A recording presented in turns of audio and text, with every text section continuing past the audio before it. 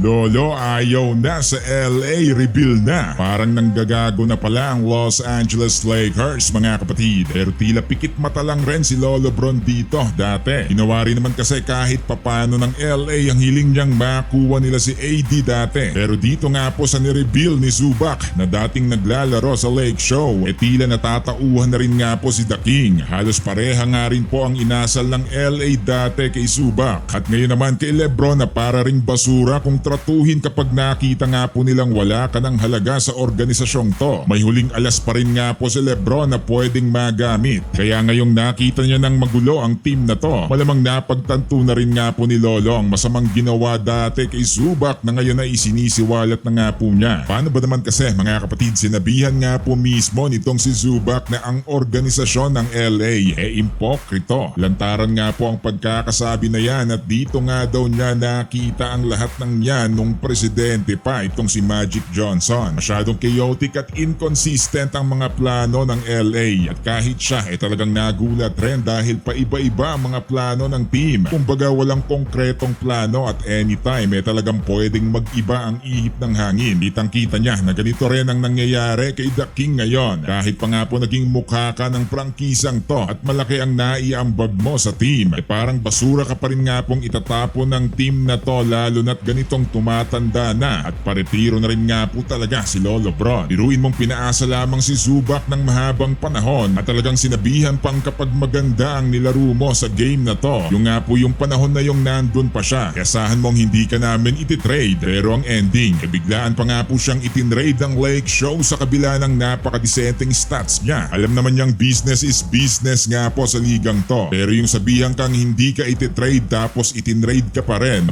parang traidura na nga rin daw ang labas niyan. Very inconsistent kahit sa mga plano sa ginagawa nila. Kaya alam na alam nga po ni Zubac ang pinagdadaanan ngayon ni Lebron sa team na to. Bagamat medyo tahimik pa naman nga po si Lolo at hindi talaga inaatake rin ang pamunuan ng Lakers dahil syempre malamang nandito pa rin nga po siya, di ba? Pero kapag sumakabilang team na nga po ito, malamang dito nga po lalabas ang lahat ng baho ng kupunan ng Lakers. Tignan na nga lamang po natin yan. Samantala eto na yata ang pinakamatinding parusa ng NBA kay Kawhi. Kawawa naman. Sa kabila nga po ng napakaganda, talagang namangha nga po ang lahat sa nagawa nitong si Daklo Kawhi Leonard sa All-Star Game nitong nakaraang araw. Parang walang awa din naman yata si Kome Adam Silver. Pero bago nga po yan, mukhang biglang nakapag-decide nga rin po ang Blazers mga kapatid na etong si Kawhi pala ang kulang nila sa kanilang team. Hindi nga daw nila mabaliwala ang malahalimaw na performance ni Kawhi sa All-Star. Kaya ang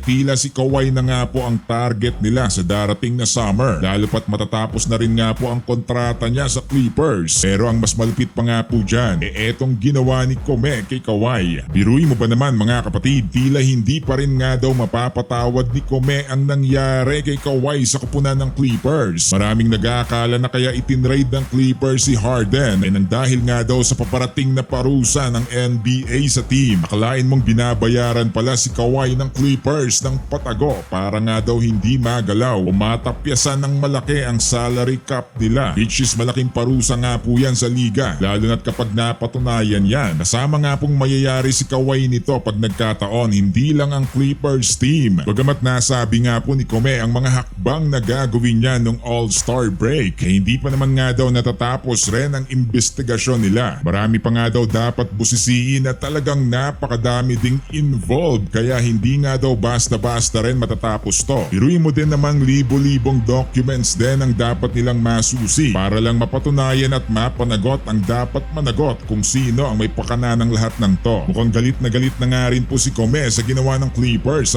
Tila hindi niya na nga po papalagpasin pa ang mga kabulastugang pinaggagawa nila. At ang masaklap pa nga po dyan mukhang damay nga po talaga itong si Kawhi.